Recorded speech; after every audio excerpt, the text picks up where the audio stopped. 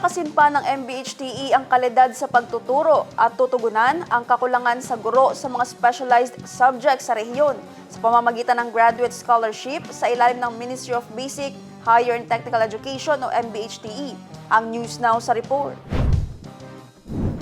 Isinusulong sa BTA Parliament ang panukalang MBHTE Teachers Graduate Scholarship Act na pangunahing iniakda ni Deputy Speaker Adsfar Usman. Sa ilalim ng Parliament Bill No. 428, magkakaloob ng financial at academic assistance ang pamahalaan sa mga gurong kukuha ng master's o doctorate degrees na may kaugnayan sa kanilang teaching assignments. Saklaw ng benepisyo ang matrikula, living allowances, research support at iba pang gastusing pang-edukasyon. Nakasaad din sa panukalang batas na ang mga scholar ay magsisilbi sa mga paaralan sa Bangsamoro sa loob ng 1 taon kapalit ang bawat taon ng scholarship na kanilang matatanggap. Ang mga gurong hindi makakatapos ng programa o hindi makakatupad sa return service obligation ay obligadong isauli ang mga benepisyong natanggap.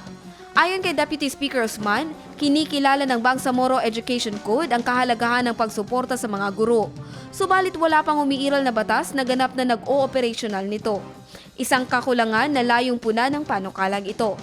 Bibigyang prioridad ng programa ang mga larangang kritikal sa kaunlaran ng rehiyon, kabilang ang STEM o Science, Technology, Engineering and Mathematics, Teacher Education at Leadership, Madaris at Islamic Education, Special at Inclusive Education, Technical Vocational Skills, at Information and Communication Technology.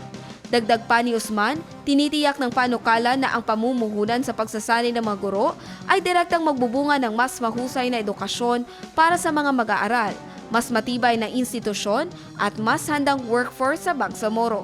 Sa ilalim ng panukala, ang Ministry of Basic, Higher and Technical Education ang mangangasiwa sa aplikasyon, pagpili at monitoring ng mga benepisyaryo ng scholarship. Jen Garcia, iMinds, Philippines.